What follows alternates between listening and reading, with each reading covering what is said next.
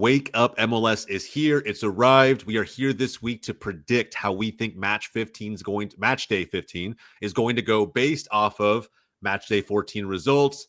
Few teams that were picked pretty damn high at the beginning of the season going through an interesting run of form. We're going to talk all about that as we talk about some of the juiciest headlines heading in to Match Day 15. As usual, guys, joined by a great panel of co-hosts. You guys recognize me if you're not brand new to Wake Up MLS. We got Davi from the Blue Burrows Pod, John Rivera back again, and Hitman Honda all here to help me preview the upcoming slate of matches in the best way possible. Now, with that said, this is an MLS show. I get that, but we got to talk about, I think MLS is still relevant considering the roster that was announced, but I want to spend a few minutes, guys. If you don't want to talk about the U.S. men's national team or hear us talk about it, go ahead, scroll ahead, get to the actual MLS preview. But we're going to spend the first few minutes talking about the U.S. men's national team roster that was just announced on the back of the now infamous announcement that Christian Pulisic has pulled himself out of the training camp, which therefore means he's kind of out of Gold Cup. And it's just interesting, bro, to see how the timeline has absolutely flamed this man, America in general, the culture around this team, around the sport. It's hitting grassroots levels, boys. It's kind of crazy when we actually think about it. With that said, let me just show you what the roster actually looks like. Let's take a look at it on our screen. I'll read them off if you guys can't see. At the end of the day, at keeper, we have Matt Freese, Patrick Schulte, Zach Steffen, and Matt Turner. Defenders called in more than a few MLS. Max Arston, Serginho Dest is back in the squad. Alexander Freeman, very interesting. DeJuan Jones, Mark McKenzie, Tim Reed, Chris Richards, Miles Robinson. Midfielders, Tyler Adams, Sebas Berhalter, Johnny Cardoso, Luca De La Torre, Diego Luna back in, Jack McGlynn, Malik Tillman, and Sean Zawatsky. And then forwards, this was interesting too to me, I think. Brendan Aronson, Patrick Aguimang, Florian Balogun, Damian Downs, Quinn Sullivan, Brian White, and Haji Wright. A lot of MLS in there, a lot of names I would say a lot anyway, that we probably didn't expect to see announced for this roster. A couple familiar ones back in. Guys, how are we feeling about this roster, the Pulisic announcement? I'm just kind of curious considering how much MLS is factored into this. I just feel like there could have been there's a couple players here that I feel like have gotten multiple opportunities now at this point and still haven't done much. I mean, we have like Berhalter there now, which is a good opportunity for him to kind of show what he can do, continue his MLS form, going on from having a pretty good start to the season, going into the Gold Cup, seeing what he can kind of provide the national team in a different way than I feel like other midfielders probably could currently with the ones that we would say like the likes of, Weston McKennie, things like that. Just to give the US a different look, I feel like that's good on that. And we have a couple players there like, Brian White. I feel like he definitely deserves more opportunities than what he's gotten. I think you have Balogun, of course, but I feel like there's always room for improvement as like the backup striker. There hasn't really been someone that kind of staking the claim to take the backup spot. And to be honest, I don't really think Balogun has that striker spot set because he hasn't really done much since making his one-time transfer over to the U.S. So there's a lot of players here that could prove something, but obviously you got the big names missing out from the call-up list. Is this something that when the federation announced that they were the reasons why they didn't want to go to the national team is why they're not being called up? It could be something to kind of prevent let's just say for whatever reason the U.S. men's national team don't make the final. Something happens along the run, there's a rough run in the Gold Cup. They can kind of use that as a backup to being like, well, we weren't really to our full strength. We still have time to get it right. But I feel like there's very limited opportunities right now to get, things right when it comes to U.S., Mexico, and Canada. Like they have to use these tournaments that they have to try to field and figure out what they want to do for the World Cup. Now we cannot talk really what kind of form these players are going to be on in a year's time, but this is a good opportunity to kind of see what you have. I think the U.S. are using it as this. I feel like they could have used a couple more players to try to prove even more and just try to figure out some other things outside of the main roster. But, I mean, the U.S. itself hasn't been playing well for a while, and it's, some people are concerned that, players like Pulisic are not in this call-up list and things like that, but we know what he can give you as well. So, I mean, does it really make a difference? Like, And also, I don't know how, like, is this Gold Cup as important to everyone else as it's been in prior years? I don't really know, you know. That's fair. CONCACAF in general, bro. CONCACAF in general, like, although it has gotten more competitive within itself, outside of the CONCACAF, they're just making fun of us. Whether it's Asia, Africa, Europe, right? Like, they're saying, oh, they're not as strong as they used to be. And you could kind of see it with the Mexico national team, with the Costa Rican national team, with the Honduras national team. Canada has gotten better, but who else? Realistically. Panama's probably the only other one. Panama's the only other one. Yeah, Jamaica's supposed to be better, and they're just not. Like, at the end of the day, it's so weird. But like on paper, their talent isn't half bad, but they just can't put it together. And at the same time, I don't know if it's a mentality thing. Some will argue that, like, at the end of the day, they're using MLS to literally make other national teams directly around us, right? Proximity wise, that much better. We get a lot of talent from Central America, from wherever. And so, like, it's just, I don't know if we get, I think it's a major overreactions to start questioning American soccer mentality and culture. I think at the end of the day, like, imagine a player being able to say they can dictate, a player outside of Messi, being able to say they can dictate soccer culture in a country as big as America. I don't know if it goes that far, but I think it's just interesting how they spun this. We were talking before show that I just believe that they should have just put it down as like a Potch call, right? As the manager, like, hey, you know what? I know what these guys can give me. I know what McKennie gives me. I know what Pulisic gives me. I know what Musa gives me. I don't need to see that right now. And at the end of the day, it probably benefits them more to maybe get some rest ahead of the most competitive season leading up to the most important tournament in their lives on home soil. So there's a way they could have spun this that we're not even talking about this right now, but they didn't. And that's, to me, is intriguing. So did anybody tell Potch that Jesus Ferreira is the Caribbean killer? I'll tell you what, brother. I'll tell you what. I think he may have seen all he needs to see with Jesus Ferreira. You know what I mean? No disrespect to one of the Dallas coach, but like at the end of the day, bro. I mean, how you were starting in the 2022 World Cup final quarterfinal against the Dutch is beyond me. Berhalter was smoking some sheesh that day. I have no idea, bro. It's crazy. Yeah, that's crazy. I don't know. That's wild, bro. That's crazy. I will say this though. Yeah, bro. Some notable omissions. I would say mainly the forward position that I think still deserved probably a second look for Potch in this. Mainly Josh Sargent. I think Pepe. Some will say like, "Where's Pepe?" It's like, I think we kind of know he's going no matter what. Like, I think he's a top 2 striker in this team. I don't think there's any argument about that. And he's hurt. And he's hurt too. But I'm saying, like, Sargent to me is like the clear cut. Like, is he ever going to be a part of this team meaningfully? If it's not a part of this Gold Cup team, is it because Potch already feels like, hey, he's Norwich City's best player, is probably going to be in the squad? Like, I don't know what he's thinking about Sargent because it just hasn't ever really worked out for him. So I don't know, man. But people are pissed. I think mainly about some of the again, the MLS bias, you can say, with Gold Cup rosters traditionally.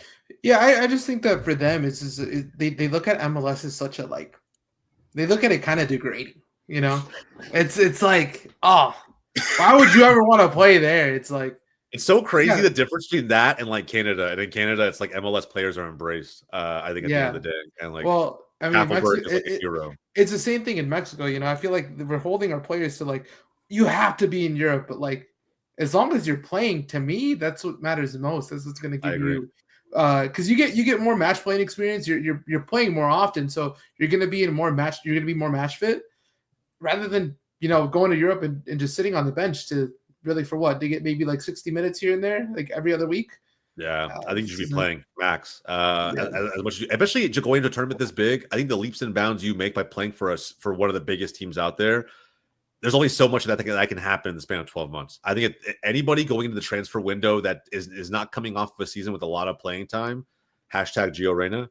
I think like you need to focus on just landing in a spot where you're going to be playing 75 to 90 minutes a game, like just as many touches as possible. That is the goal right now, to give your national team the best possible chance next year. I mean, I feel like you're right with that, to be honest. Yeah. So anyway, guys, sound off down below. Let us know how you feel. I'm curious. I'm sure anybody who's been watching Unleashed on GOLZ TV, you don't know what that is, go check it out. Eric Winalda, his own talk show. He is bound by nothing at the end of the day, and he says what he wants to say. And I'm sure he'll have his say on this very topic. So you want to continue this discussion, head over to Unleashed. Subscribe if you're new, and we'll keep that talk going. Yeah, I'm pretty sure nobody's going to remember a Gold Cup if you have a good World Cup next time. What a line to end that one on. All right, man, guys, let's get into it. MLS does not stop, it keeps the train keeps rolling. Let's jump into our first of 4 topics today, guys. 4 topics that we're talking about, some big ones, some juicy ones.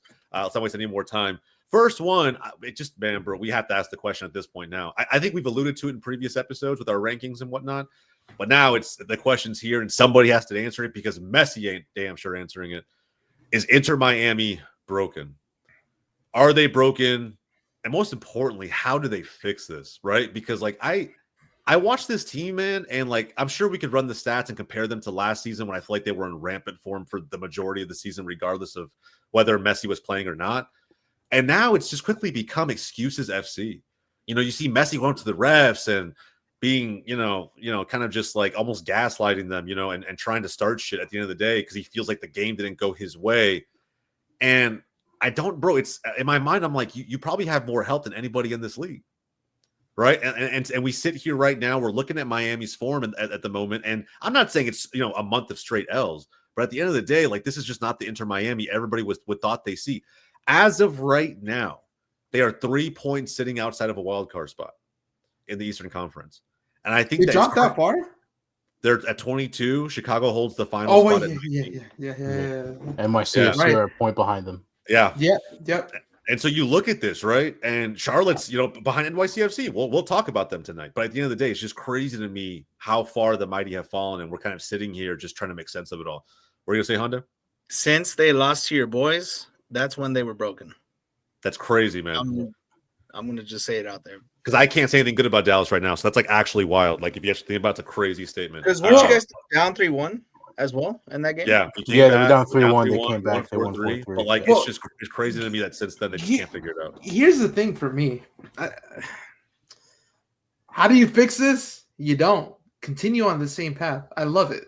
I love it. Please, like, continue on the same path. Like you picked up. Hold on, they just signed Yarbrough. By the way, that dude has not been relevant since he left Leon, bro. I'm gonna be so real. Like I've seen that man play for my club at the time. He won his back-to-back champion. I appreciate the dude. The dude is old as shit. I love the guy. I really love the guy for everything he did. But you know what, Miami? I'm just playing Bring Navarrete, bro. That's just not your fix. I don't think that's gonna fix your issues. There's a lot more to come with this roster, and it's just there's a lot of complaining going around. There's a lot of bitching and moaning. Like the entitlement is just coming out, and I love to see it. I love to see the frustration because everyone knows that like, oh shit, we can actually frustrate them and make them play bad. They're going to get embarrassed. The Club World Cup, they're getting embarrassed. Well, and that's what's going on. Look at they might not be so pressure heavy in that because there's like, it's Miami, it's a Club World Cup, it's an MLS team. There's not much pressure. They're going to be hosting all their games at but they're not expected to perform. You know what I mean? Like, because there's no like they're going in there with no expectations. In the league, though, when it comes to the league, they go in there with every single game with an expectation that they have to win. Because from an outsider's perspective, the people that don't really watch this league is that Miami's just this really good team. They got all these players from Barcelona. The best team in soccer. Yeah, honestly, that's just how they're viewed, right? So they're trying to live up to an expectation that they just can't meet anymore.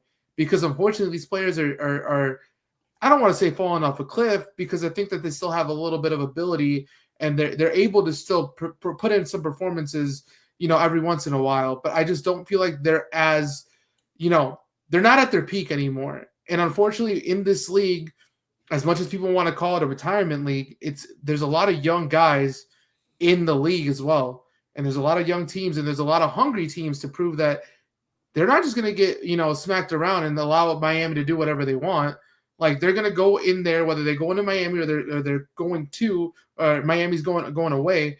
They're going there to try to prove a point, and also a draw for some of these teams is like a win for them, Yeah. So anything that they can get, if they can frustrate Miami to the point where they're just playing solid defensively, they're kind of sitting back, Miami can't break them down, Miami starts getting frustrated, we start seeing this level of just like complaining and every single little tackle, and that level of frustrations is throwing them off their game as well. So that's why we've seen the results that we've seen lately.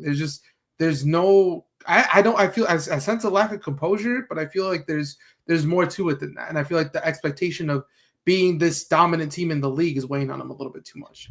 Yeah, it could be. Like Suarez's no knees? You mean like Messi wanting to retire, going back to Argentina to Newell's Old Boys? You mean like Jordi Alba considering retirement? You mean he just signed a contract? You know, he just signed an extension. Like he just signed an extension. It doesn't mean he's not considering, bro. Doesn't mean shit. Yeah, yeah. I just really don't mean anything at this point anymore. For me, it's just like I think people need to just. There's too much pressure in Miami. And I don't think Marcelino can cope with that right now. I think those are all his friends, those are all his boys, but I just don't. I don't think he was the right man for the job, but I think time is proving us right. I think I thought that from the beginning of the year, but I think time is proving us right in that sense because there's no level of cooling heads there. There's not someone that can kind of calm the guys down and just be like, hey, let's keep grinding this out. Let's focus through it. And the frustration is setting in, and we've seen that even with them getting knocked out of the one who's CCC. Supposed to come and cool is crying week in and week out to the refs. Like, what do they do? Bro, they are top 5 in yellow cards and top 2 in red cards this season. Good. Yeah, man, it's crazy. I will say this too. It's interesting is that actually when you think about Miami, so they're just as bad, if not worse, defensively last season from my data heads out there. What's really surprising though is that they're still like offensively producing, but for me it's not scalable. They're significantly outscoring their chance creation. They're basically like outperforming their XG. And so right now they're like a top 6, top 7 scoring team, and somehow tied. Like the Fire are tied with Inter Miami offensively in goals per match. But XG wise, they're like not even top 10. And so you look at it and it's like they're not even like how long can they keep outscoring the chances they create before this whole thing? Like if their attack goes at any point or just doesn't, it goes through a bad patch of form and the defense keeps doing what it's doing, bro. I mean, that's what I'm saying. Are they broken? Like I don't know at what point we say, bro, the wheels have fallen off. I think psychologically they are, in my opinion, just from what we've seen. Like I said, the level of complaining, the level of there's just the motivation to grind these results out isn't there anymore. They just expect it. It's like they have this expectation they're just going to show up and they're going to win. Unfortunately, in this league, there's not any easy games, and that's proven to affect. Like, they lost to Orlando. Was it 4-1? 3-0. 3-0. See, yeah. Like, you know what I mean? Like, it's just it's kind of. It throws you off because for me, Orlando's the best team in Florida. I don't necessarily think that I'm wrong with saying that. I think that Orlando has more of a unit, there's more bodies around as much as Miami's got the big names. Orlando just plays better. They just had the culture there a lot longer. And Miami just since the start, they've just been this branding, this team that there's no. For me, it just kind of feels like a little bit of a phony club, Like there's a sense of like fakeness around the club because it's like, oh, it's Beckham's team and this and that. It's like the club's never really had when they started off, there was never no really like true identity to the club, and they don't really have that player that they could really resonate with, a player that's been at the club that's just been like, okay, like, this is our player. But Messi, bro, Messi. Hey. He's gonna leave. He's gonna leave. Yeah, I mean, Messi's not like he's their boy now, but they really need to start developing some younger talent and getting some because that's how I feel like that's how you build up a true fan base in this league. You have these young players. You can kind of, as a fan, you can get behind the player. You like to see the progression. Obviously, I mean, for me as a personally, like from a Fire fan's perspective, like the players that we've allowed to go to Europe and this and that, like. I just want to see my players grow outside of what my club is. So they're coming through the club. I want to see them grow outside of that. So I want to follow their careers and I want to support them throughout, everything, not only here in MLS, but just in the outside. And I think that as a fan base, when you can get players like that you can unite on, it makes the culture of the club a lot stronger. And Miami just don't really have that. Yeah, so. That's a fair shout. Last question before we move on. let's say okay, so they're out of Triple C, which is a big priority for them. And I will say that's probably what broke them more than anything else. I think Dallas just happened to be in the mix of all that, but I think the first loss to Vancouver stung. We caught Miami, with their heads focused on Vancouver in the second leg, and just remontada that. I think that's really what it was at the end of the day, and that just spun into like what we have today. But let's say they lose so they lost Triple C. Let's say they do get absolutely slammed at Club World Cup. Where does Miami have to finish in order for Mascherano to be around for season 2 of his stint in Miami? Top 3. Yeah. Anywhere in between those top 3 spots. Top And three, I'm not just saying in the deep East into the though. playoffs. I don't They mean gotta that in get the deep East. into the playoffs. Yeah. Well, yeah, deep in the playoffs, but I'm not just saying in the East. They got to be in the Shield standing. Shield contender. Yeah, they got to be in between those 3 spots throughout the whole league, not just in the East.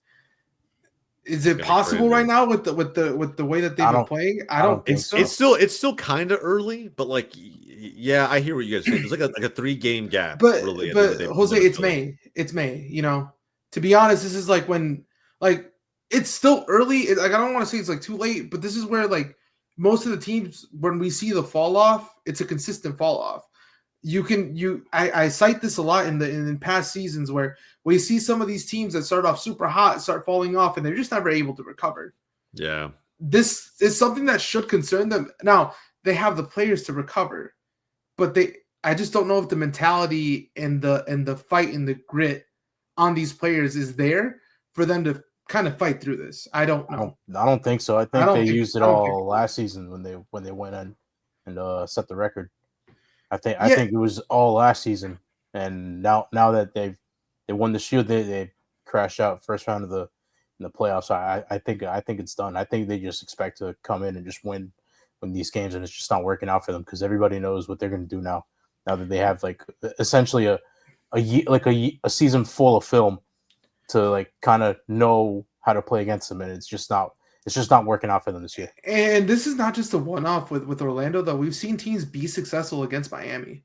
This is not just like a one-off game where they just kind of shit the bed and it is what it is. They got the better of them that day. Like this has happened a couple times throughout Miami's history of having. I've seen it in person too. I have seen it in person too. Yeah. Like these are things where I personally feel like they're just, again, the grit, the fight to try to grind out the wins in this league like most of the teams have, like most of the teams in this league have to, is just not there anymore. And I can understand. I mean, these players are like on the tail ends of their careers, so that wanting to fight, that spirit probably isn't as prevalent anymore because it's just like honestly, I think whatever. It's completely gone. I don't think. And maybe they get a little boost for the Club World Cup if they make it out of the group. Yeah, but after that, I don't see it. I don't think it's going to come back for. And you asked the question. Here's my prediction for the rest of the season. I don't think they finish top 3. I think they barely get into like the playoff spots. Not like a play-in spot, but just barely in it just to qualify in there. I don't think that they get any higher than that. Because unfortunately, I feel like the teams that are around them currently just have more fight and more. It seems like they want it more, And Miami could want it, but they're too busy arguing with refs. Plus, I think some of these teams are also waiting for the summer window. You never know. Maybe if they strengthen, they might even be better than them. I read a whole new backline. I read a report today. I don't want to jinx it because I don't think it's confirmed, but they said something about De Bruyne being almost concrete and almost done with the Fire. So I saw that report out there today. I don't want to jinx it. Interesting. That's what I saw today. We might see that come out in the next couple days. So, bro, imagine John might actually be like completely shameless in the chat, bro. It's gonna be wild. I might come on the show and start getting a little excited about my team again. How about this championship DVD? If he does sign, I want you to come onto the show with a Manchester City De Bruyne jersey. I can't do that. I'll buy a new Kevin De Bruyne Chicago Belgium. Fire jersey. Or I could just get his head put on the back of my current one right now. But I'll buy a new one. I have a question. I'm ready to ask you. Oh, I was gonna say. Go ahead. I have a question. I'm ready to ask you. Well, I want to ask you when he actually signs. I'm still somewhat doubtful that he does it. Like comes to MLS. Dude, like, I think he goes to Napoli. I think. Yeah, it's just in my mind. I'm like, how do you turn down living in Naples for living in Chicago? I'm like, I just don't see it, bro. I just don't see it. Chicago summer is really beautiful. You just gotta, bro. You gotta experience it. You gotta experience it. Hey, listen to me, bro. The Midwest in America, fire. It's absolute fire. No pun intended. Hey, in the summertime, it's fantastic. It's just that wintertime. That wintertime might be go to Europe. Go somewhere. You might be able to go outside, but it's okay. But he's lived in Manchester. It's about the same. That's true, though. Actually, actually, that is true. That is true. It can't be. It can't be. That's what I'm saying. At this point in your career, bro, it's like I want to enjoy life. You know, he can enjoy life. He can buy a summer house in. I think he wants to go to. He wants to go to a place that has better pizza too. Okay, I'm okay. I'm moving on past this topic. I'm moving on past this topic. All right, guys. Again, let us know in the comments down below, man, how you feel about Miami. I know the Messi fanboys are probably down horrendous. We probably won't hear from any of them in the comments. I'm willing to bet. Dude, all these Ronaldo accounts are like just smoking the Miami pack right now. Yeah. Yo, man. why? Okay, maybe I'll touch on it a little bit more when we get to the other part. But I did see some reports out there, so I'll bring it up when it comes time. But yeah, there is time. There is time to have that discussion. I know what you're talking about. To have that discussion. Yeah, you saw that? I think. Yeah, Honda's pumped for a new 40-year-old arrival. I'm sure. All right. Moving on to another team in the East. Guys, we got to ask this question, man, because we haven't had the discussion. We've been like dodging it here and there across, I think, recent episodes. We haven't gotten to it yet, and now we have to, bro. John's team walked in there, belt to fucking ass, bro. Absolutely gave them a smacking on their own field, 4-1, the fortress that is the Bank of America. Bro, is Charlotte overrated or the most overrated team in MLS currently? Currently, yeah. Oh, we're talking about overrated, yeah. I think they're a good team. I still think they're a good team. I think that people are overstating what their performances have been early on in the season. I really do. I think, and maybe I was one of them because I kind of drank the Kool-Aid a little early. I will be honest. I thought I really like Charlotte signings. I thought the way that they looked at the beginning of the year was very, very good in the way that they played. They offensively, they just looked like they clicked a lot more. They looked more of a solid team because they were always compact last year when it came to defensively, but offensively it wasn't really there. Now this year I felt like they put it together a little bit better at the beginning of the year.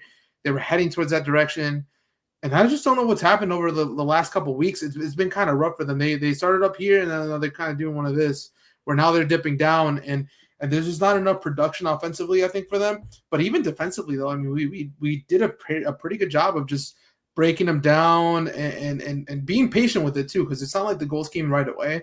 They kind of came in within the same kind of patch, and at the beginning of the second half, they kind of just scattered in between there, right at the end of the first half, and then into the second half. So, but I do feel like once we scored the first goal, the game became a little bit more open. And when the game opened up a lot more, which is when we had the ability to even, find those chances and get those opportunities, I felt like we could have scored more than what we did. But I felt like, and I felt like this is something that isn't just specific to this game. I feel like this has happened to Charlotte over the last couple of games. They concede a goal here and there, and the defense just isn't as consistent as we once saw it to be now.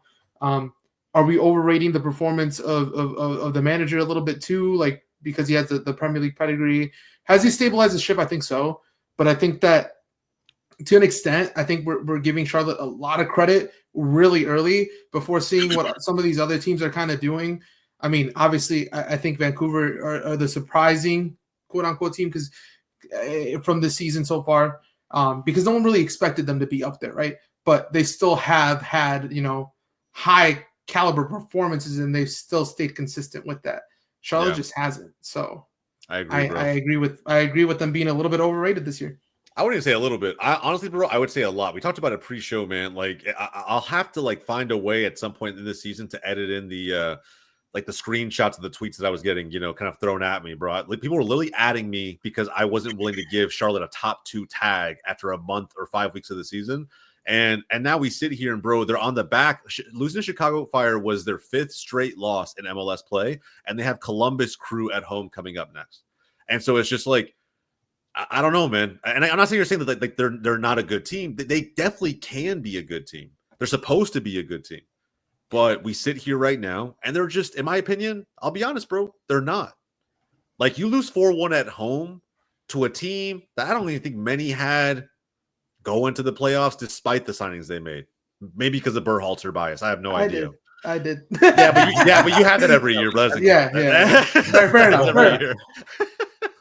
But at the end of the day, it's just, again, to me, I don't think outside of Inter Miami, with the chip on their shoulders after what happened against Atlanta in playoffs last year, Charlotte was the team that everybody was backing to be one of the absolute top dogs in MLS. And bro, they are hanging on by a thread to a playoff spot in the East right now, in the form of a wild card, to be honest.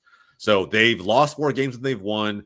They've conceded just as many goals as they've scored. And this is not how this team was supposed to play, at least. Same points as Chicago, by the way. Chicago has a game in hand.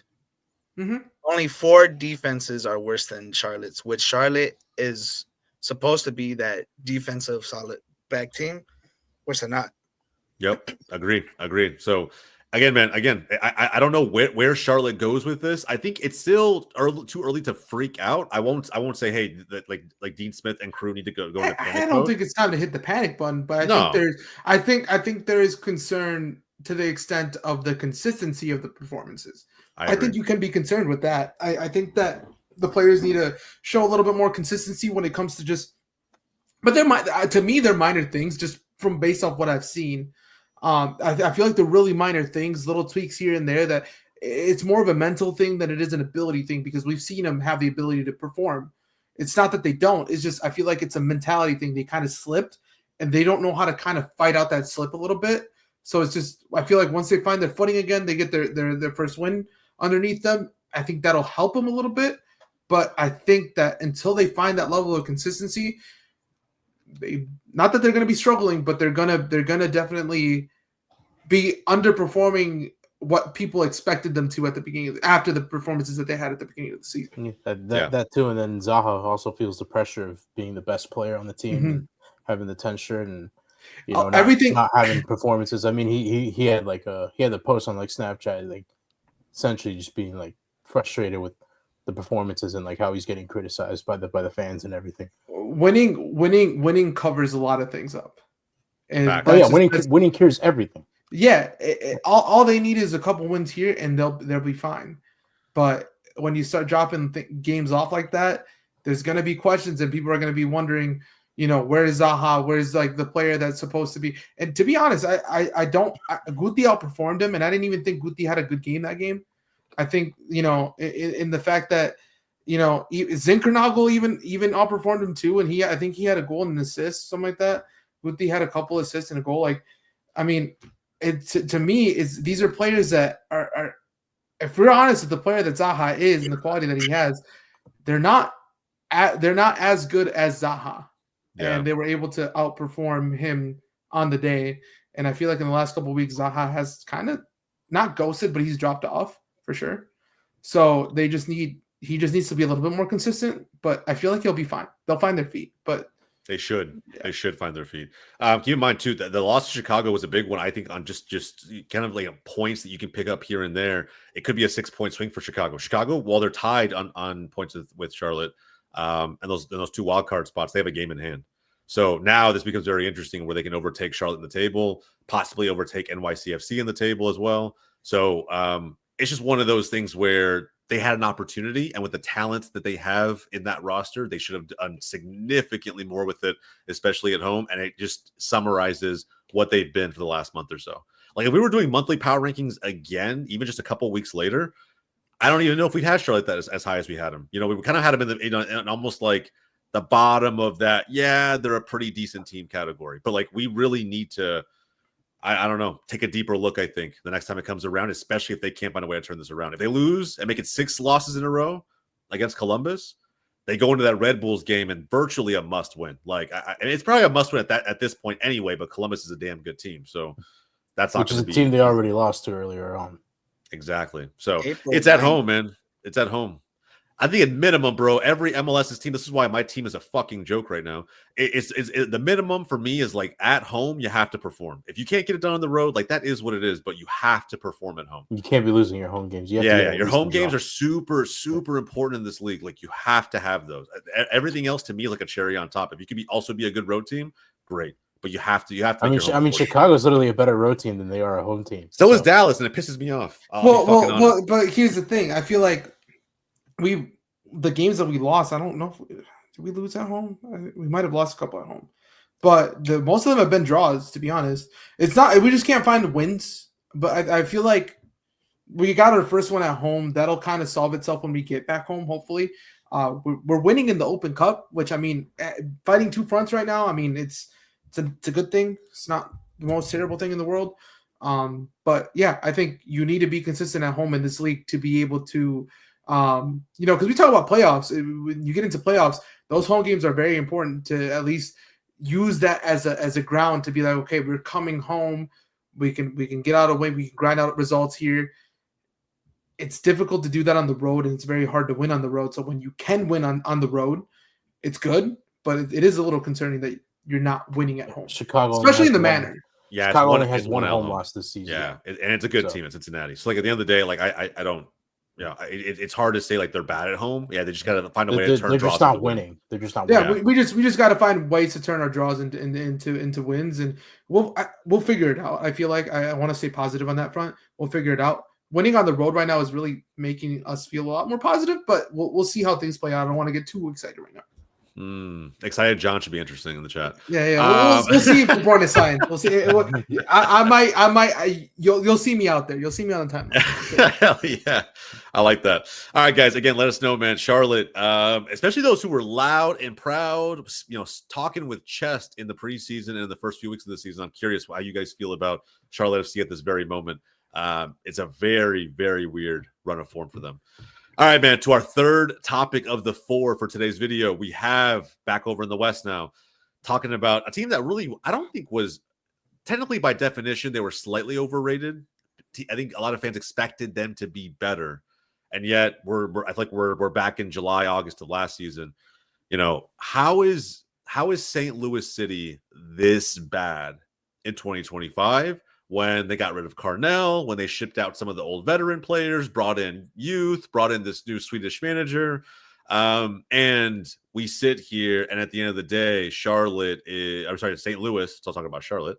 St. Louis is just ahead of winless LA Galaxy at the bottom of the West. It's kind of crazy, bro. I mean, 11 points. I mean, Sporting KC have had just a roller coaster of a 2025 season so far. And they're ahead. Their biggest rival are ahead of them. And it's one of those things, man, where I ask myself this question. Anybody can answer. And again, in the comments, let us know. But did they fire Carnell too early? Did they overreact to half a season of poor form after one of the greatest starts to a club's history ever, probably, and finishing nearly Supporter Shield winners? Were they the Shield winners that year? No, right? It was Cincy. No, they won the West. They qualified for CCC. Yeah, but it wasn't Shield because they kind of towards the end. Since they won the Shield that year. Yeah. So, but still, man, to even be in that race is like insane as an expansion side. And I think I always make this case that St. Louis, I don't know what it was. I don't know why they just lost all faith in Carnell. To me, it didn't really make sense when you're that new of a team. I don't know, bro. Did they let him go too early? I feel like they did, but I could be wrong. I could be persuaded otherwise. I think they did. I think we were talking about this a little bit before we started the show, but I think for me it's really a sense of like I think they just had this sort of like false expectation of what they were. They had this idea of them being very. They thought that they were better. They were supposed to be better than what they were last season, which I didn't think they were terrible. I mean, we look at the sides that have kind of come in within the most recent couple of years. They have been one of the sides that have been performed the best coming into the league. I feel like Austin kind of did the same thing. It's a very similar thing with Austin too, where the difference here is though Austin waited too late to fire their manager, whereas I feel like St. Louis. It did it way too early. So like we got two examples here that we can kind of like bounce off and kind of take a look at, throughout the league. But I feel like they just overestimated how good they should have been. And I feel like that overestimation led them to make this decision to where I feel like giving him time, 2 seasons, I don't feel like is enough because it's hard to win in this league as it is. I think they were able to do so the first year because they were kind of an unknown commodity out there. People didn't really know how they played. There wasn't really a sense of expectation for them. So there wasn't really something that they could say like, okay, like every game to them, it was just whatever we can get, whatever results we can get. Obviously, they finished top of the West in that year, but now going into season 2, their outlook was, well, we just got to do the same thing. If we could do it in season 1, we can do it again. And unfortunately, that's just not how it works in this league. Like what you did last season is irrelevant sometimes to what you did this season. Like it's not apples, it's apples and oranges. I feel like every season there is parallel to seasons, but I feel like is much different, especially with a side that has come in. Now you got teams that got tape on them. Now you got all this other like firsthand experiences from these teams. So the outlook is a lot different. So yes, you're going to perform a little bit worse, but I don't think that it was the right decision to sack the manager at the time either. The culture of the club is strong. They have a very good culture as a club. It's just these little minor decisions. They're probably going to end up starting driving people away, and you don't want that. You want St. Louis and you want your home field to feel like a fortress like it once did. And unfortunately, it just doesn't feel like that anymore. I agree. Mellberg, the new manager for St. Louis City, now has as many losses in May as Carnell did when he got fired in July. And so it's interesting to look at that, right? Carnell, I remember like when he got fired, it was all like, oh, we're averaging 1 point per game. This is so far and away from what we were in 2023. Even when 2023 ended with them kind of like on a little bit of a sputter, like they didn't go into playoffs in the hottest form ever, like they were in the first part of the season. And I get that, right? A point per game is like, bro, it's bad. Yeah, you know what I mean? Like you're drawing a lot of matches, you're hardly winning. Mellberg has a whopping 0.8 points per game that he's taken so far from the 14 matches that he's managed. And so I don't know, man. I think at this point, though, the interesting question then becomes like, do you do the same thing all over again? Do you fire a manager by summer, try to get somebody else in, and then do it all over again? Try to establish some sort of continuity. I don't know, man. I really don't know. This is such a tough spot to be in because of what they do. So you want him to come you want him to become the Man United of MLS. I'm arguing that they're on hiring managers and they're on that path. Yeah, bro. I'm like, bro, it's crazy because, like, again, right, as someone who's also an Arsenal fan, like at the end of the day, like he hasn't, he's won 1 trophy. But what if Arsenal had never given it at that time? Where would that club still be, right in the depths of the Premier League?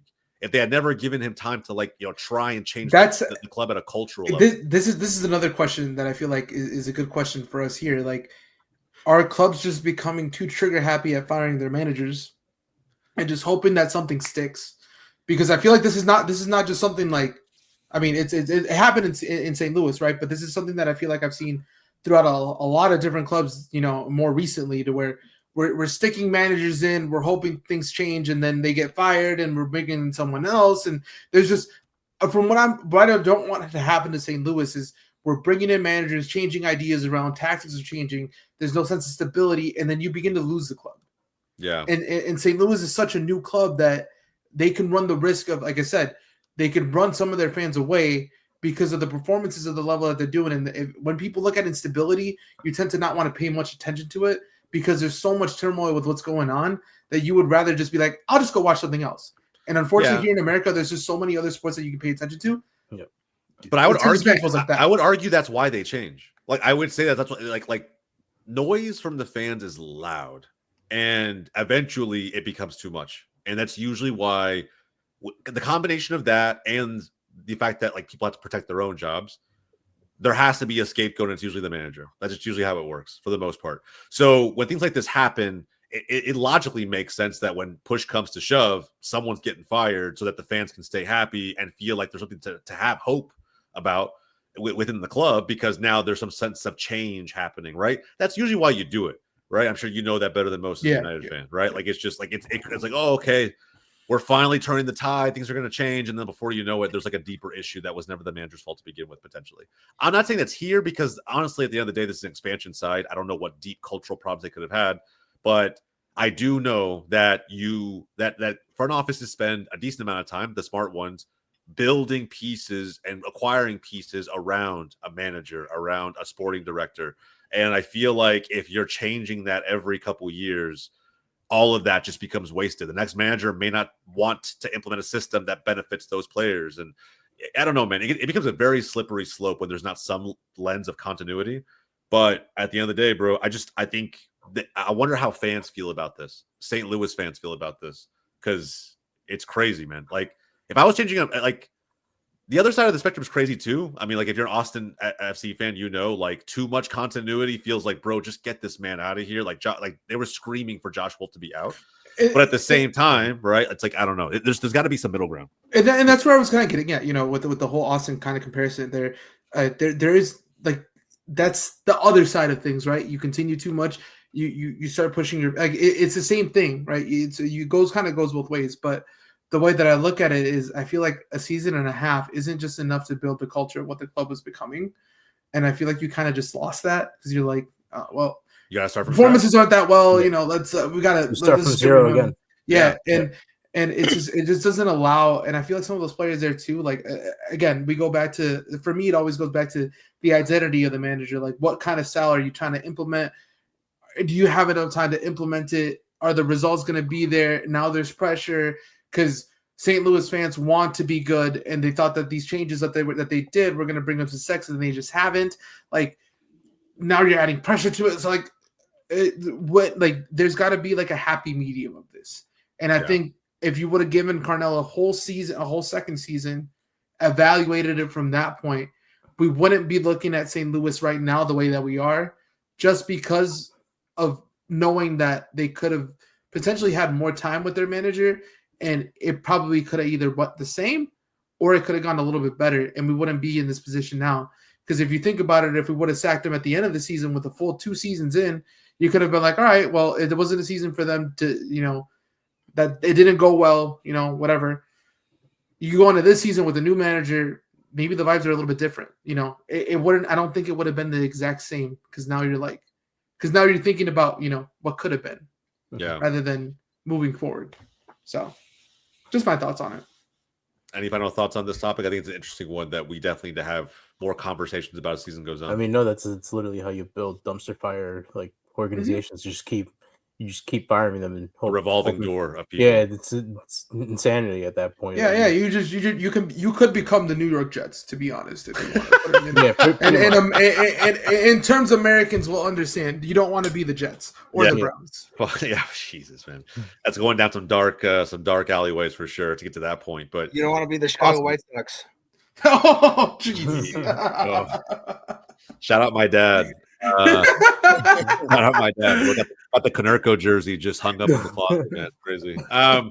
Yeah, man. I mean, look, at the end of the day, I think this is all spot on. I guess let us know in the comments how you feel about that one. If you're a St. Louis fan, especially, I definitely need to hear you guys sound off, man, because it's I don't know how to feel about this. I'm trying to put myself in your shoes. It's just a tough situation to be in, and it can only become a more slippery slope from here. Because again, it's just if you don't find a way to start turning it around, you got to ask yourself some very tough questions. All right, man. Just look at this badge over here. This one right here. I can't even point today, but just look at this badge here. The Europa League's got them all fucked up. This club right here is the example of what you don't want to be. So just as long as you're not this, you're good. I'm only going to save you guys. Don't worry, bro. Don't worry. It's happening, man. We'll see what happens. Give him another year. Hey, maybe not this season, but the previous seasons, that other badge, it was kind of doing the same thing. I'm just saying. Hey, listen. Yeah. That's crazy, bro. Out of nowhere. Hey, Triple G, he cooking something. If he got De Bruyne in, he's cooking something. I don't know what he's putting in those contracts, but I don't know, bro. Cooking. He's giving away ownership of the club without telling them. I have no idea what's going on over there. We'll find out. He's giving away his Jordans. He's giving away his collection of Jordans. That's crazy. His kick game, Triple G's kick game is fire. All right, man. Last topic before we go to Quickfire Predictions. Guys, for those who watched El Tráfico, you saw how great of a game. I thought it was a pretty good game all the way around. Definitely thought, for whatever reason, LAFC was going to prove me wrong, but man, Galaxy showing some fight, coming back and proving that at least in that specific game, Marco Reus was him. And it's probably the best that we've seen him play in a Galaxy jersey up to this point, at least in my opinion. So when you think about, again, it's not the win that the Galaxy needed, but when you think about what has to happen for this team to get back on track in 2025, start putting some things together positively, can he be the guy? And Honda, we'll start with you, man. Can Reus be him for LA?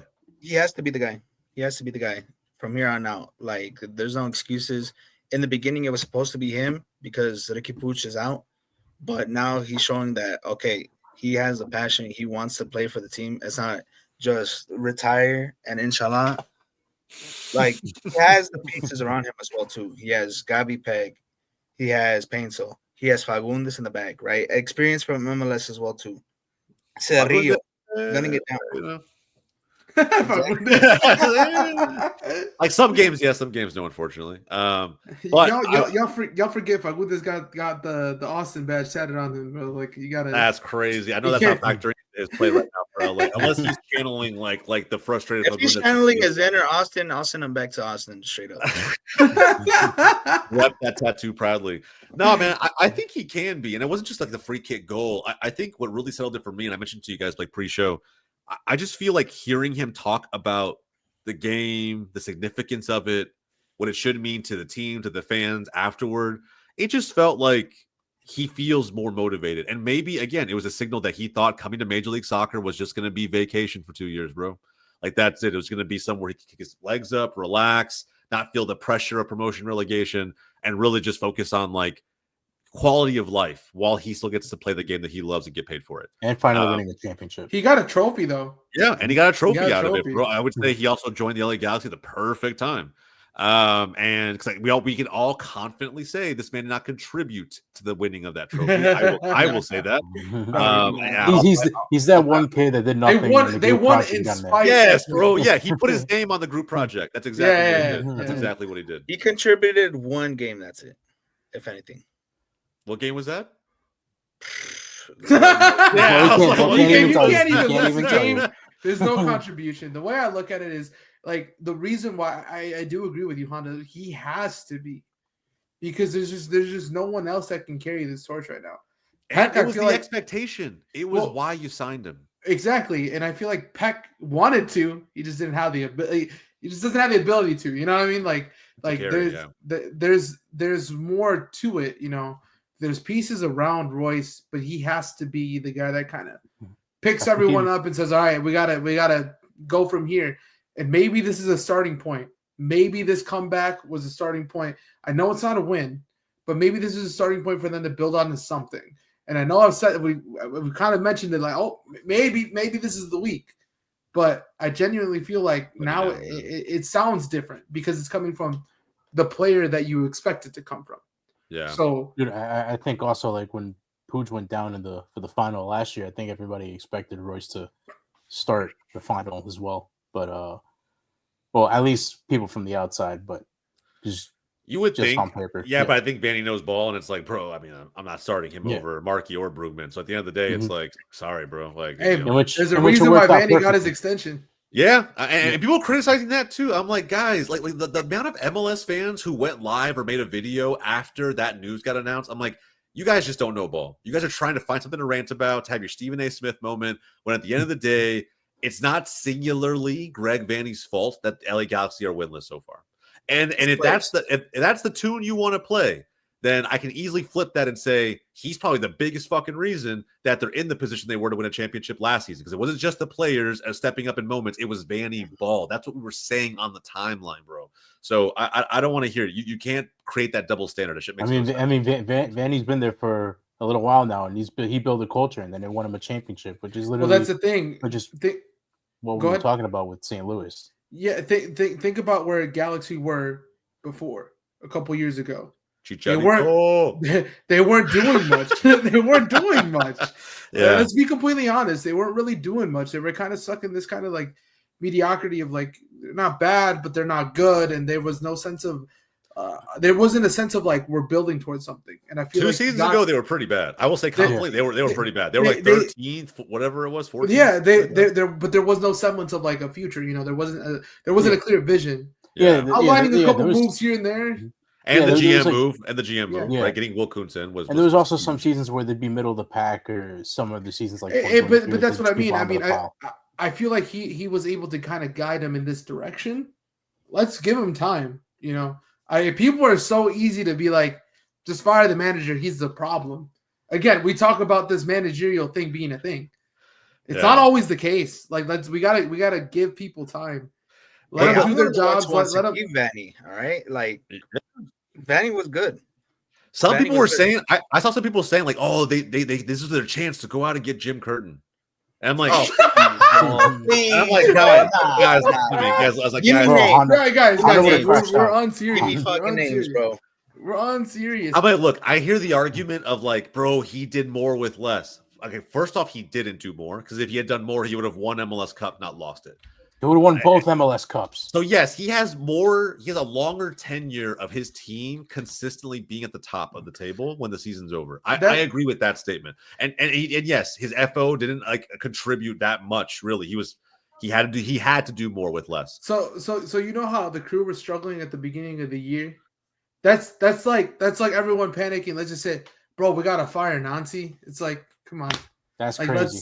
Like that in itself, it sounds crazy, doesn't it? Like it sounds crazy. But I will say, it's not, while it does sound crazy, if the Columbus Crew were winless right now, or were winless at some point last season coming off the back of a title, Nancy out hashtags would be rampant on the timeline. 100%. But that is just insane. It is. I agree with you. I'm just saying, like, it's kind of like a hindsight thing, Like, it's easy to say now, but like, if that were to come true, that situation, Columbus fans would be asking for Nancy's head. Like, at the end of the day, it's like a results-oriented business. Like that's all they really care about. we know that's what football is, right? Now, at the end of the day, here's the thing: if Vanny gives another season like this, right, it's exactly like, or not exactly, but similar to this, then okay, yeah. I think he bought himself some credit with the championship. And now it's like, okay, bro, look, you literally lost your best player. Your team got somewhat gutted in the offseason. Just give it time to figure itself out. But at the end of the day, you probably also have some fail safes you can pull, right? You could probably move some players on. Like, again, we'll talk about, there's some aging members in the back line, some aging members in the attack. Like, there's pieces you can move around to kind of make this team competitive again. But I still think it's way too rushed to be like, bro, they missed out on their chance to get Jim Curtin. Last I heard, Jim Curtin wasn't getting offers from anybody. So, like, I think that's going to be there for a little while. I don't think you have to pull the trigger on that. And the extension, at the end of the day, it's like, unless there's a clear-cut upgrade at manager somewhere out there that we can say, let's go get this guy right now that will not cost us anything, I think you just be patient. There's one team I can think about that needs a playmaker, and Fagundes might be the guy that might have to leave. I'm thinking Austin might as well just place a call like, hey, how can we get this man back? Fagundes might be the guy that link all that stuff together. Give us some gam. We'll give him. Yeah, and that way you guys can then actually go get him. You know what I'm saying? Like this Ronaldo to the LA Galaxy. Yeah, this is the same thing I saw. Ronaldo to the Galaxy, bro. All the Galaxy need to fix all of their problems is another 40-year-old. Hey, I'm totally just peep the Messi hype died. The Messi hype died. Yeah. Tactical manager's coming, bro. Yeah, so they're going for Plan B. Get Ronaldo in. Dude, you know it'd be crazy if they brought in Ronaldo on a short-term loan to play for the Club World Cup with Miami.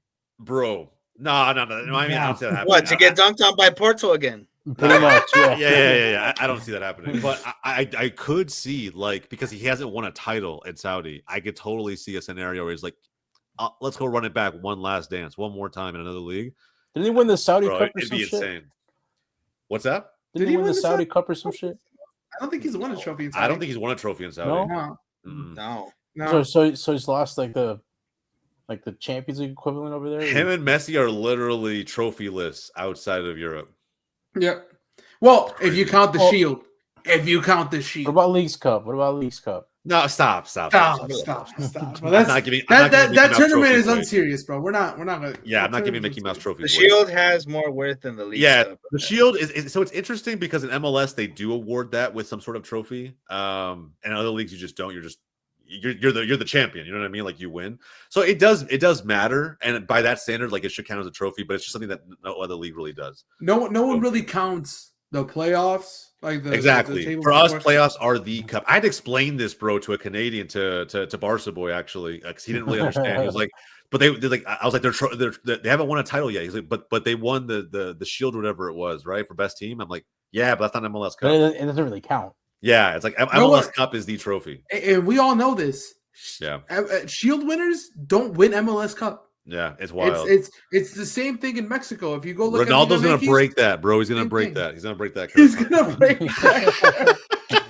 Well, that's my boy. That's my boy. But yo, I think it's time to just hang up the boots, bro.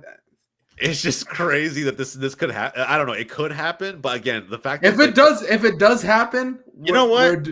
We're doing crazy MLS Evos Honda next year, bro. If it does happen, we're running up all the Ronaldo Evos. to the Galaxy, De Bruyne to the Fire, Messi still down there in Miami. Hey, God, you know back, what crazy ultimate team we could have if we just run a bunch of Evos? Like we might be cooking up something. Like if it happens, run back the old boys, bro. Come on, you got Suarez in the league too. Crazy. You know what? I'm gonna say this after the World Cup. I think I would prefer Raul Alonso Jimenez. Everyone would. Raul Jimenez is class now, so like. Actually, he's after the World Cup, he might be coming back. He's aging like here, what's it? Aging like fine wine. He's back 100%. He's back to himself. Hey, that's a good contract signing, by the way. He'll be on the re-sign.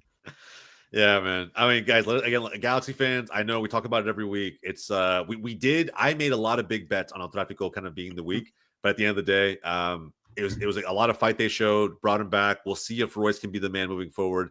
But again, I don't think Vanny out is the solution there. So if you disagree, let me know in the comments down below. All right, man. Quick fire predictions. Let's get it in. Let's figure it out. We got, I believe, a full slate of matches. I don't think anybody's missing a match this week. So let's go ahead and jump right in. And it's kind of weird. I can't remember the last time, just talk about the first match really quick, that Dallas was an opening match for the weekend. I can't remember the last time this actually happened, but we traveled to Lumen Field to Seattle. Hopefully get the win this time because they did get us last time. How are we feeling? Give me a draw. Actually, a draw too, believe it or not. I think a draw is probably pretty safe here. No, give me a draw. Yep. Davi? Seattle. You know what's kind of crazy? In this game, Lucho will not be playing because he a card suspension. But I bet you anything, Dallas play better. I'm telling you, I feel like Dallas has a Lucho problem. Do you have any Caribbeans in the back line? No, we're safe. Jesus Ferreira's not scoring you're safe. He's not scoring out this week. No, 100%. Okay, if Jesus Ferreira comes in there, if you guys go there and he goes in there, he dunks, I'm allowed. Oh my God. People don't forget what happened last year. We went to Seattle. We were up 2-0, and Jordan Morris popped off with like a hat trick. It was fucking stupid. But I mean, is Paulo back? No, don't torn ACL. Okay. I would give Alex wins a real game 100%. I think it's gonna be a draw. We'll see what happens. 3 draws, 1 Seattle win. All right, San Diego hosting the Galaxy. I'm sorry, this is not the week. This is the San Diego. This is not the week. I'll even say it myself. San Diego's gonna win, bro. Yeah, he giving them credit. This is the first time he's picked against. Yeah, but get this. It's a win-win. He's either right about this or his Galaxy turn around and it's a win there. He don't mind losing. This should be a draw as well, too. It's supposed to be a win-win, bro. I see that. That's he's playing chess while we're already playing checkers, bro. Davi. I think they have a couple matchups that they can win later in the schedule. I don't think it's going to be this one, though. Yeah, facts. So you have San Diego, too? So I'll San Diego. All right. Then we go over to Montreal hosting LAFC. Montreal, the only team who's worse at scoring than St. Louis City. Fun fact. LAFC. LA. Yeah, I you don't even have to ask me. That Montreal team stinks. Tell you what, bro. Garbage. I don't know why. Stop it. I don't know why. I feel it in my balls. I don't know what it is. Even the Galaxy fans going LAFC, bro. Think about it. Stop it. I smell a draw coming. I don't know what it is. Okay. You know what? I thought you would see a win. No. Stop. I thought you was going to go bold and say, I got Montreal. Some bullshit mid-block, low-block tactics coming in. 0-0. Maybe not 0-0. I can see Montreal getting like scraping by with some BS goal, but I think it's going to be a draw. I don't know why. I think there's something mental that comes with kind of bottling a 2-0 lead against your rival that I'm reading a little bit into here. So we'll see. We'll see what happens. Charlotte hosting Columbus. Juicy game. Should have been anyway. Who's at home? Charlotte. Columbus. I can't. I just can't bet. Bro. I just can't bet against Nancy. Yeah. I can't bet against Nancy. I think I'm going to back the Crew as well. Nancy going into Charlotte. Yeah. Davi, you said you're going into Columbus too? Yeah, I'm backing. Yeah. Yeah. They should be. I don't know. They shouldn't be favorites, but I'm thinking they might be. DC hosting the Red Bulls. Damn, I might agree with Davi on Give this me, one. give me Red Bull. Bro. Give me Red Bull? Red Bull. Give me DC. Give me DC on this one. Give me DC. Give me DC. I don't know why. Yeah, give me DC. With Benteke too, I think. He said, why not? Give me DC as I just watched Red Bulls play against Dallas in the Open Cup. Dallas played like shit, went a man down during extra time, and still almost won that shit. I mean, lucky I ass don't know, free kick, bro. Lucky ass free kick. I mean, bro, it's a deflection. Hey, free Davi's kick. on Yeah. you hate watching, bro.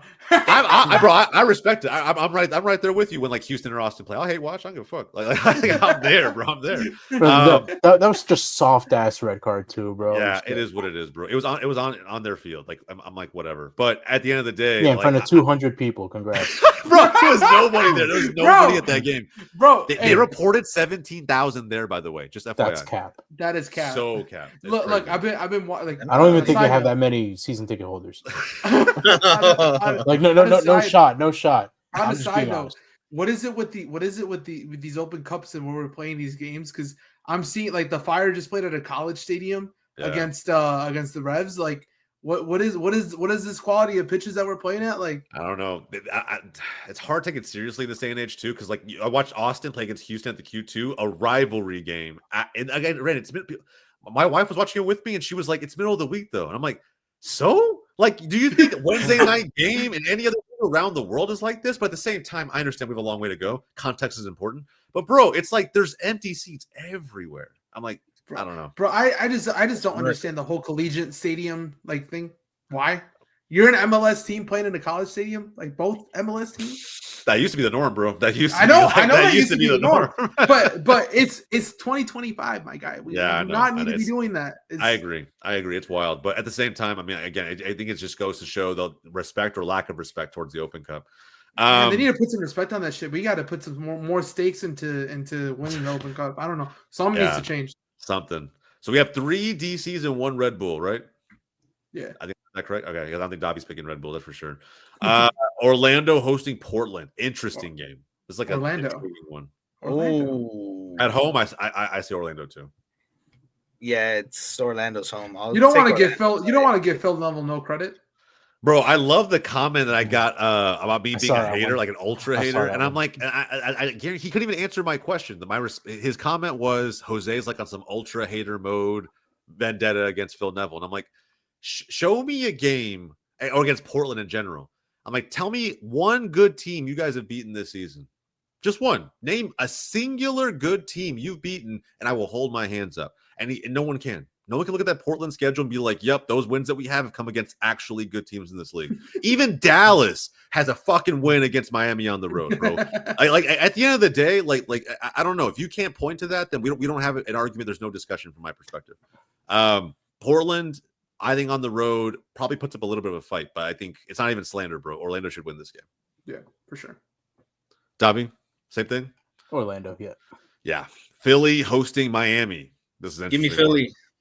Philly looks good right now. Hey, Philly looks nice, and Miami, like I said, they kind of got a weak mentality. So if they lose again, more ref complaining. Whoo, man. Hey, Messi might just fuck around and get a red card on the way out. Give me Philly. He's begging the league to look into referees. He's really taking this villain arc serious. Like, right? I don't know. Like, he's really on crazy. It. I don't know. See the day right now. I just never thought I'd see the day, like where I'd see humble Messi become like the villain Messi. I just never thought I'd see that arc complete, and now we're here, bro. It's what happens when you win a World Cup. The ego, the ego. No offense to Argentinians, but y'all got that ego crazy. But Sullivan is going to show Messi a true player, a true MLS player. Ooh, here we go, man. I don't know. I think Philly is. I mean, Carnell's got the boys moving, man. He's got the boys moving. And yeah, so I'm back in Philly all the way. Davi, same thing. I'm gonna go draw. Draw. All right, there you go. I mean, I respect it. I think Miami's still a good team, but bro, if they lose again this week, it'll be very interesting on the timeline. Toronto hosting Nashville, aka Cashville. Cashville. Yeah. This is an interesting one. It's Toronto, bro. It'll be close. The thing is, Toronto hey, this is the crazy thing. I just wanted to note this: the Toronto game, we noted it as a snooze fest, and that was probably the best game, one of the best high scoring games of the week. Yeah, but there was. When did the red card come through? When did the red card come through? I don't know. I didn't watch it. I just looked at the scoreline. I'm like, what the? 6-1, like, bro. What? I was like, good God. Yeah, that was crazy. I didn't think Toronto had 6 goals in a game in them. I'll be honest. I just didn't see that Red coming. card came in the 21st minute. Yeah, there you go. Early So on. it's pretty It was early. already But still, 1-0 I Toronto still anyway, didn't think so. like you give the red card. I'm like, yeah, maybe they win like 2-0, something like that. I didn't see 6. I look at my phone. That's I'm like pulling up because I'm about to watch all the other games. I'm like, I was like 6. I'm like, what the, Like this is happened? hashtag MLS rivalry week. We dunk on them. Well, Toronto was already 1-0 up by then, so Yeah, but then to hang 5 after that's crazy. All right, so everybody in the boat of Nashville then? Yep. All right, yeah, I think it'll be a close game, but I do have Nashville. Minnesota hosting Austin. Minnesota. Give me a draw. Give me the Loons, man. Give me a draw. Give me the Loons. I'm about to hate watch this shit out of the vet of the faithful. All right. Hey, it's Estevez ball, bro. You just gotta be there. Yeah, man. Yeah, we'll see. They did beat Houston in the Open Cup, and so fans are happy for another few days. But we'll see how it looks against Minnesota on the road. Davi, who do you have this one? Minnesota. And then we have Kansas City Sporting KC against the Revs in Kansas City. Oh, might as well fall asleep. Give me a draw. This is the week. Let me see. This probably is technically Snooze Fest of the week. This is. But I think that also says that like there aren't any terrible games in MLS this week. No. Not any crazy bad ones. Give me New England. Ooh, They Revs just on the lost midweek. road. They lost midweek. Don't matter. Don't matter. They got dunked on midweek. I'm gonna go, man.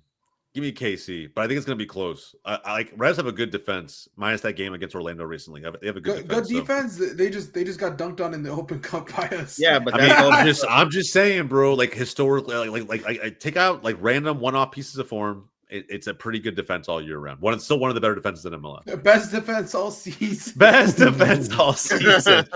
Not the only one goal all season. One goal all season. Yeah, bro. Yeah, I think KC should win this one. Davi?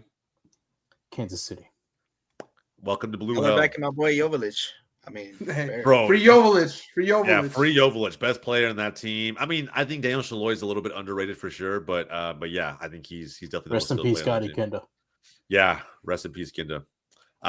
Colorado hosting St. Louis City, who we talked about today. Colorado. Yeah, I think so. Sorry, especially if the Rapids score first. The Rapids score first, it's fucking GG's. But these are the games the Rapids like drop.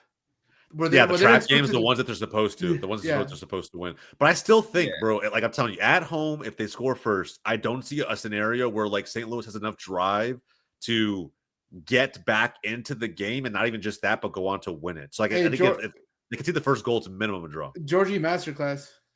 Should be, bro. I was shouting for that man to like put himself in the MVP race at the start of the season. He should have called up. He has 6 goals, right now. Yeah, something like that. But he needs to get more consistent, man. Just needs to be a consistent playmaker for that team and start like really pushing for just week over week top 4 in the table. Like that's what Gold Cup would have been perfect to call him up. I'm just saying.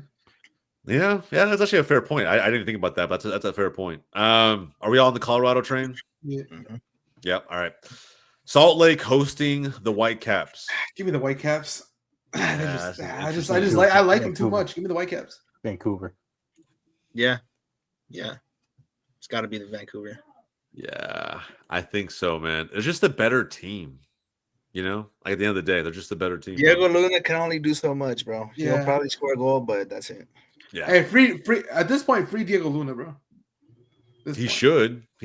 I mean, I don't know. I think he probably, for family reasons, wants to stay in MLS, but I think, he needs to find somewhere that he can just be him for the team. I don't know what that looks like, but I take him in Dallas. And, I'm not even gonna lie, bro. It's crazy to say like this early, but I take him. Austin would love him 100%, but Zero room. How do all three Texas teams fumble that bag? Because MLS executives don't know ball at the end of the day. That's insane. They just don't know ball. So all three but there's 3 teams in that area and all of them fumble. I'll go back to what I said, bro. We don't know ball. A lot of bad signings. I would say more of like Dallas just doesn't spend money. That's the biggest thing. Like we're just never going to offer. But you got a good academy though. And that's probably we lean on more than anything else. But we're just never going to spend money on players. Like I was surprised Lucho was the thing, to be honest. Houston and Austin have, but Houston's made worse signings technically. Austin had a bad coach. They're just like really weird dynamics. But yeah, Luna needs to go somewhere where he's appreciated. I'm going to go with I think we're Whitecaps all the way around. San Jose hosting the Dynamo. San Jose. Yeah, the Quakes take that one. They should. Although Houston's a pretty damn good team on the road. I will say that. Like, not even just the Dallas game, bro. Like, it's weird. They went to Columbus, got the draw. They beat LAFC. Give me a draw on this one. Give me. It's a weird fucking team, bro. It's like the Jack McGlynn effect or something. They're worse at home. It's got to be something. He had a banger against us too, bro. I sat there and watched that shit. Like he cut in and just banged it. I was like, oh my god, man, I can't believe. Yeah, you don't let him shoot within that range. He only scores bangers, Jack McGlynn. That's it. That's all he knows how to do. I'm still gonna hit the Quakes. I think the Quakes can just outscore Houston. Houston can score goals. I think Quakes can score more. That's just how I see it. It's like a 3-2 or something. Everybody good, Davi? Yeah. San Jose, cool. Ooh, we got the two in the show going at each other this week, man. NYCFC, Ballpark Stadium FC hosting Chicago. How we feeling, Davi? How we feeling? You already know where I stand on this. Yeah, you already know where I stand. I mean, you gotta. I back my boys. He backs his. I have the road team gonna win it. The road team gonna win it, bro. NYCFC's defense has been pretty good recently. So. I have nothing against NYCFC, so, but I can't. I can't not back evenly and back a boy each, bro. Nah, I'm here to ruffle feathers, bro. I'm here to ruffle feathers. Let me see. I don't know, man. I think like if I had to back on someone scoring more, I actually think it's Chicago. But I do agree with Davi. Like NYCFC is harder to break down, especially at home. And I think if Ozzy has like another good, game like he had this past week, good strike, right? I don't know. I feel like they could just mentally get an advantage in this game. I'm hearing ifs. That's not certainties. So I mean, that's the same thing. What are the certainties, though? The certainties are that it's difficult to play at this stadium, and And at the end of the day, Chicago is still not the most consistent team yet. Those are the only things that are. But just putting it into perspective, last couple games for the Fire, 4-0, 4-0 against 4-1 against Charlotte, 3-1 against New England, and then 2-1 against Atlanta. So we've conceded at least one goal every single game the last couple games. So fuck it. There's that, but we've been pumping them in. Give me the fire. I'm in. John convinced me. Give me the fire. There we go. Pump them in. We've been pumping them in. All right. And all that means, bro, is I'm gonna be insufferable if you guys lose. Davi, what you got? I might have to pull it. If Davi loses, I might have to pull a Davi not show up for like 3 weeks. That was a crazy run, though. To be fair, honestly, I wouldn't have showed up either, bro. I'd have host the show or something. What you got, bro? The thing, Chicago's never won at a baseball stadium before in their history, so NYCFC are undefeated against Chicago at the baseball stadiums. Also, it's do it. Say it. Give me the score, bro. Say it. 5-1. Dude, I'm just saying 3-1. 3-1. Let's go. 3-1. I like that. Yeah. 3-1. Dude, I just think Chicago just leaks too much goals, and he's not wrong. He's not wrong about that. They're not letting like a lot of opportunity. I mean, Red Bulls literally only had one shot on target the whole game. That was catching practice for Matt Freese. So most of the possession is at home. You know what? Give me on my CFC. Dude, damn! Most of Red Bull's possessions was just them passing on the back. I see where our friendship stands on. Okay. I see where we're at. Last week, why don't you back LA Galaxy versus San Diego? How about that? Yeah. He said eye for an eye, bro. Eye for an eye. Final game of Sunday night soccer. Atlanta hosting Cincy. Cincinnati. This was supposed to be a good game, bro. Start of the year, this was supposed to be a banger from MLS for every neutral fan across the league. This is not a banger. This is This is Cincy belt to ass game. Like belt to ass. Yes, Yeah. I agree. Yeah, how many games until they start to really think about firing Ronnie? Well, you know what's crazy games? about that? I think they're starting to think about it now. But I think what's crazy about that is like, how much does that turn around if he wins against Cincy at home? Oh, it buys him time. It buys him for the summer. I feel like. Yeah, I feel like it's like it'll a buy him for quick the summer. band-aid to put over the problem. You know, I don't know. Sometimes like if you can't get up for like where you are in the season right now, pick yourself up. You could do it for a big opponent that you don't want to embarrass you on your own home field. I think there's like a sense of pride that comes with that. So I just don't know if this is not Atlanta. It's a reach. It's a reach. Don't get me wrong. I'm just saying, like, we're having a complete different conversation next week if Dyla somehow pulls off a masterclass and they beat Cincy at home. Yeah. So I don't know. With that said, Cincy 2-1. I think that's gonna be that's my pick. I think Denke gets a goal here. And yeah, man, Cincy's a good team, like home or away. So I just think it's gonna be difficult no matter what for Atlanta United. Work's cut out for them. But Sunday Night Soccer, don't sleep on it. I'm not trying to tone the game down by any means, guys. Check it out. And again, hold us accountable in the comments down below, especially if any of our picks come back looking terrible, which they probably will. But with that said, guys, that is it for our show today. Our Matchday 15 preview and predictions are in. Again, as always, if you enjoyed the content, if you enjoyed the channel in general, like the video down below, subscribe to GOLZ TV, and do me a favor, man. Let me know what you guys want to see. At the end of the day, like previews and predictions, picking topics that we know you guys want to talk about, have conversations around. I love doing that stuff, but I'm always taking suggestions, happy to go in any direction or have certain conversations around this league or American soccer in general if you guys want us to have those. All right. So if you're a USMNT fan, you heard the first part of the video. Let us know how you feel about that one down below as well. And that's going to do it for us here on today's video. For everybody here, Wake Up MLS, my name is Jose. That's Davi. That's John. That's Honda. We'll catch you guys next time.